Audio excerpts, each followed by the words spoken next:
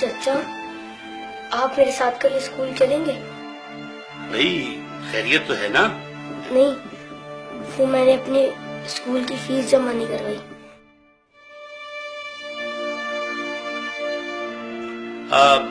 بیٹا تم کیا کرو گے اسکول پڑھ کے؟ دیکھو تم میرے ساتھ دکان پر آ جانا، میرے پاس 2 ملازم ہیں، جب تمہارے کام سمجھ میں آ جائے گا تو ایک کی چھٹی کرا دوں گا۔ تم لوگ دھیان سے پڑھو، ٹیچر کے آنے سے پہلے اپنا ہوم ورک مکمل کر لو۔ اچھا چچا میں چلتا ہوں۔ ارے نہیں بھائی، کھانا کھا کے جانا۔ ابھی ہمارا کھانا تیار نہیں ہوا۔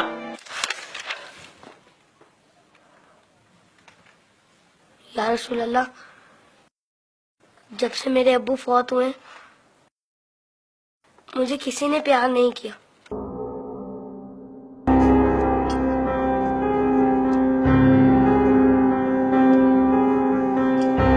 لوگ مجھے لاوارث سمجھتے ہیں، مگر یتیموں کے وارث تو آپ ہیں۔ شاید یہ بات کسی کو پتا نہیں ہوگی، تبھی تو مجھے اسکول سے نکال دیا۔ لیکن یا رسول اللہ، مجھے کسی سے کوئی شکایت نہیں ہے۔ آپ میرے وارث ہیں، اس سے بڑھ کر اور میرے لیے کیا ہو سکتا ہے؟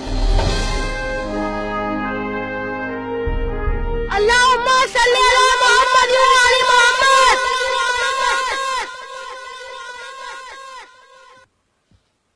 اپنی ولادت کے موقع پر میرا یہ درود شریف قبول فرمائیے۔ سنا ہے آپ اپنے نوازوں سے بہت پیار کیا کرتے تھے۔ امام حسن علیہ السلام اور امام حسین علیہ السلام کو کندھوں پر بٹھا کر سیر کرایا کرتے تھے۔ آپ امام حسین علیہ السلام کے گلے کے بوسے لیا کرتے تھے اور روتے تھے۔ آپ کو پہلے سے علم تھا نا کہ امام حسین علیہ السلام کے گلے کو کاٹا جائے گا؟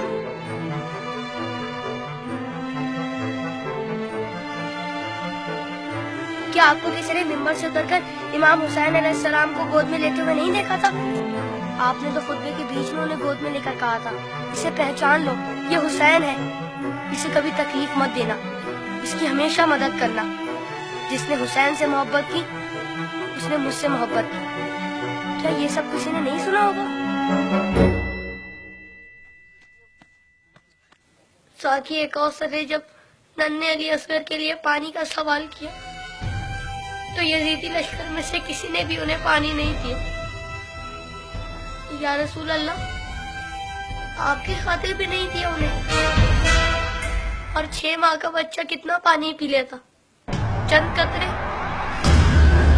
کربلا نے 3 منہ والا ایسا تیر چلایا جس نے شہزادہ علی اصغر کو ایک کان سے لے کر دوسرے تک ذبح کر دیا۔ تیر کتنا بڑا تھا آپ کو تو پتہ ہی ہوگا۔ تیر لگنے پر شہزادہ علی اصغر روئے ہوں گے۔ کٹے ہوئے گلے کو دیکھ کر مولا حسین بھی روئے ہوں گے۔ ننھے شہزادے کی لاش کو لے کر کبھی مولا آگے بڑھتے تو کبھی پیچھے ہٹ جاتے۔ جب شہزادے کو ماں کی گود میں رکھا ہوگا تو تیر چھپا دیا ہوگا۔ ماں نے جب ننھے شہید کو دیکھا تو کہا، ارے تیری عمر کے تو جانور بھی ذبح نہیں ہوتے، ان ظالموں کو تیری کمسنی پر بھی رحم نہیں آیا۔ غازی عباس کے بازو کٹ گئے، سکینہ کی آس ٹوٹ گئی۔ سنا ہے بی بی سکینہ مولا حسین کے سینے پر سوتی تھی، مولا کے دل کا سکون تھی وہ۔ شاید اسی لیے امام حسین نے اپنی شہادت سے پہلے زمین کربلا سے کانٹے چن لیے۔ میرے بعد کہیں میری بیٹی کے پاؤں میں کانٹے نہ چبھ جائے۔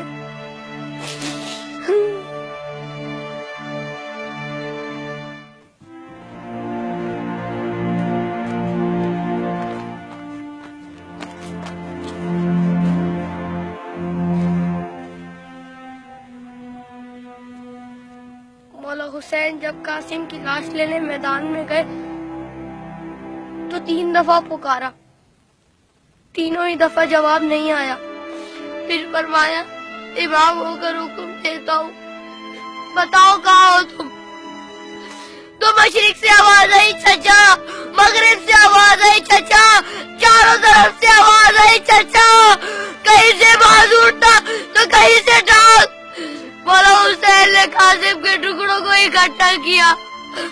اور گٹڑی بنائے اور کہا حسین غریب ہو گیا.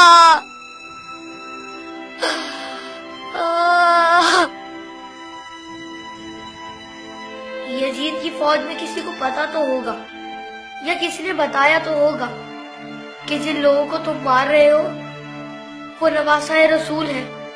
مولا حسین نے بلند آواز میں کہا تھا میں نواسہ رسول ہوں, کوئی میری مدد کرنے والا ہے؟ یہ سن کر یزیدی فوج میں سے ہر کسی نے ان کی مدد تو کی ہوگی. سنا ہے یزیدی فوج نے امام حسین کو شہید کرنے سے پہلے نماز پڑھی تھی, اذان بھی دی ہوگی. کیا اذان میں آپ کا نام نہیں سنا ہوگا؟ تو پھر آپ ہی کے نواسے کو اتنی بے دردی سے شہید کیسے کیا؟ شہید کرنے کے بعد پہچانا نہیں ہوگا, ورنہ لاشوں پر اس طرح گھوڑے نہ دوڑاتے.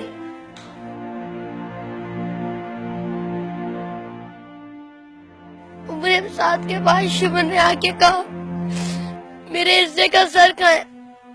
حسین کو قتل تو میں نے کیا تھا, تو نے وہ سر کولی کو دے دیا. عمر سعد نے کہا میں نے تیرے لیے بھی ایک سر رکھا ہوا ہے. شمر نے پوچھا کہاں ہے؟ عمر سعد نے کہا جانے سے برداروں کو لے جا خیمے کے پیچھے. ان ظالموں نے وہاں جا کر زمین میں نیزے مارنے شروع کر دیے. ایک نیزہ ایسا زمین میں گیا کہ ساتھ علی اصغر کو لے آیا. سب شہیدوں کے سر نیزے پر گئے, علی اصغر کا بدن نیزے پر گیا.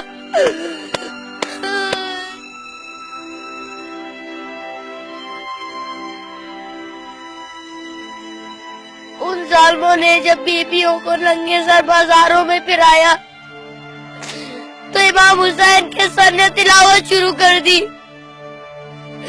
جیسے کہہ رہے ہو اے لوگوں بیویوں کی طرف مت دیکھو, یہ دیکھو کہ ایک کٹا ہوا سر قرآن کی تلاوت کر رہا ہے.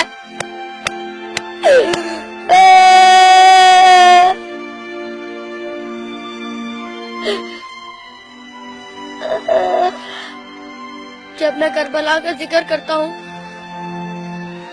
تو میری تکلیف مجھے بہت چھوٹی لگتی ہے یا رسول اللہ. جب جب آپ مجھے یاد آتے تب تب مجھے کربلا والے یاد آتے. مجھے پتہ ہے آپ اس منظر کو کبھی نہیں بھلا سکتے. جس منظر کو آپ نہیں بھلا سکتے اسے ہم کیسے بھلا دیں؟